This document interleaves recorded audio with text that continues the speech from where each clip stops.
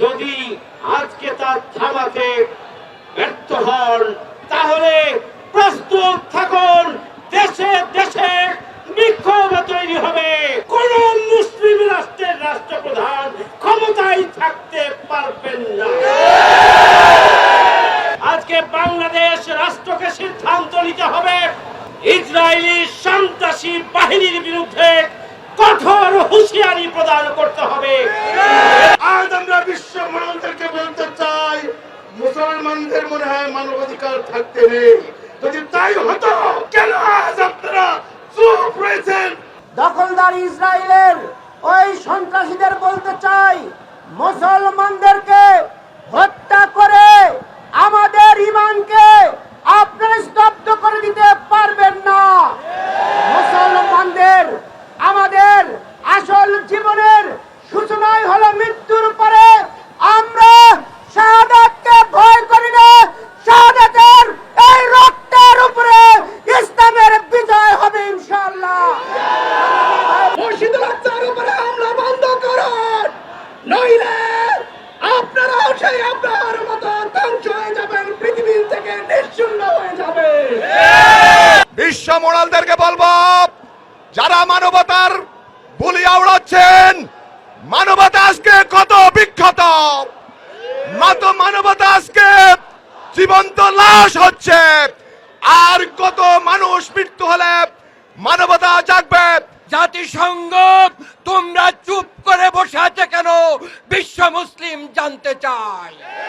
OIC তোমরা কেন চুপ করে বসে আছো বিশ্ব মুসলিম জানতে চায়। আমরা আরব নেতাদের কাছে বলতে চাই, তোমরা যদি রাজতন্ত্র হারানোর ভয়ে ফিলিস্তিনের পক্ষে কথা বলতে না পারো, তাহলে তোমাদের রাজমসনদ শেষ হয়ে যাবে। আজকে বিশ্বের 200 কোটি মুসলিমকে আজকে একত্রিত হতে হবে। এই জন্য আসুন আমরা ইসরায়েলের সমস্ত পণ্যগুলোকে বয়কট করি।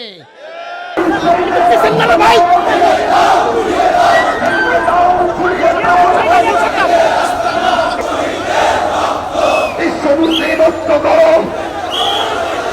ইনতিফাদ খতম করো, বিশ্ব মুসলিম ঐক্য করো।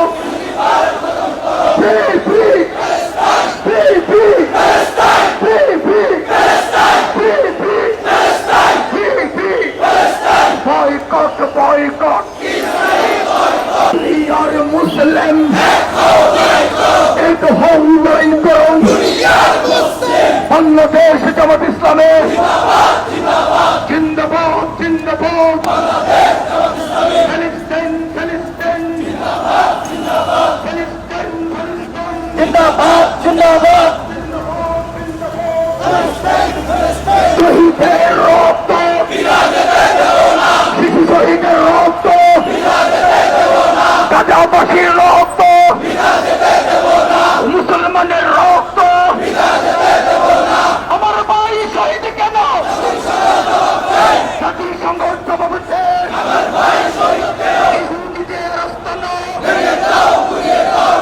আমরা আজকে পরিষ্কার ভাবে বলতে চাই, অবিলম্বে গণহত্যাকারী খুনি সন্ত্রাসী নেতানিয়াহুকে বিচারের আওতায় নিয়ে এসে তাকে গ্রেফতার করতে হবে।